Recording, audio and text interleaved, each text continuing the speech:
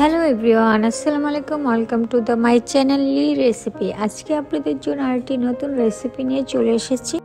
বিকালে নাস্তা হিসাবে আজকে আমি আপনাদেরকে করে দেখাবো বিফ চাপ।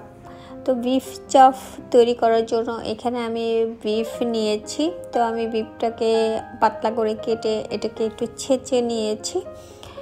তো এখানে আমি সব ধরনের মশলা দিয়ে তার জন্য প্রথমে আমি আদা রসুন পেস্ট নিচ্ছি। দেন আমি এখানে মরিচের গুঁড়া নিয়েছি, আমি নিয়েছি ধনে গুঁড়া হাফ চামচ, দেন আমি গোলমরিচের গুঁড়া নিয়েছি।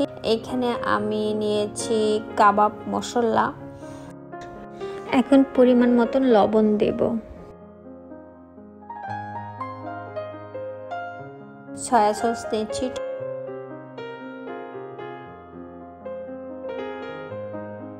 লেবু রস নিয়েছি। সবকিছু একসাথে মিক্স করে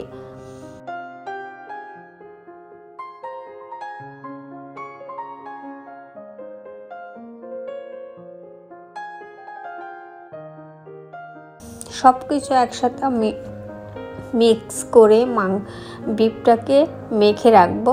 মেখে আমি এটাকে কয়েক ঘন্টার জন্য রেখে দিব, তাহলে মশলাগুলো ভালোভাবে এটার ভিতরে ঢুকবে।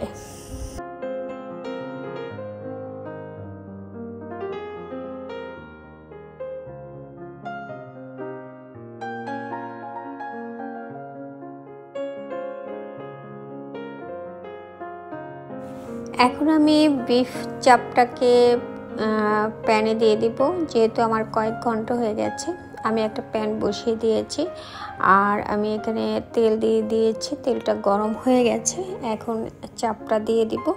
আমরা যখন বিফ চাপ রেডি করব তার আগে আমরা মাংসটা এরকম করে নিব এবং মাংসের মধ্যে কিছু অংশ যে চর্বি থাকে এরকম মাংসগুলো নিব, তাহলে চাপটা বেশি ভালো হবে।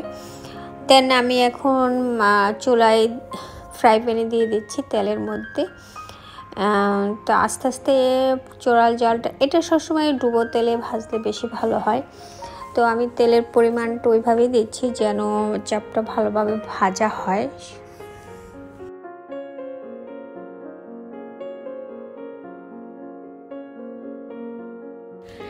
এখন আমি চাপটা উল্টে পাল্টিয়ে দেব, যেহেতু আমরা এটা একটু ভাজবো।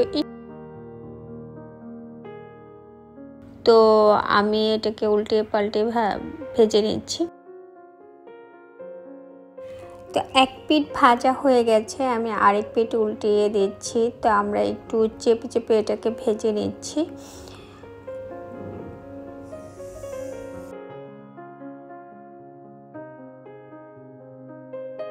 বিফ চাপটা হয়ে গেছে, এখন আমি নামিয়ে ফেলবো।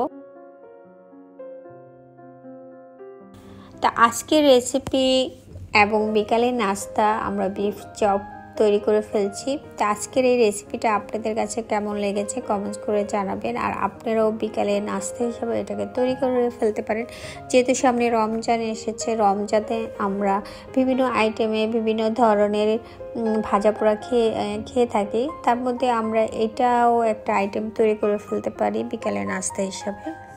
আজকের এই রেসিপিটা আপনাদের কাছে ভালো লেগেছে, যদি ভালো লেগে থাকে তাহলে প্লিজ কমেন্ট করে জানাবেন। আর আমার ইউটিউব চ্যানেলকে সাবস্ক্রাইব করে আমার পাশে থাকবেন। সবাই অনেক ভালো থাকবেন। আল্লাহ হাফেজ।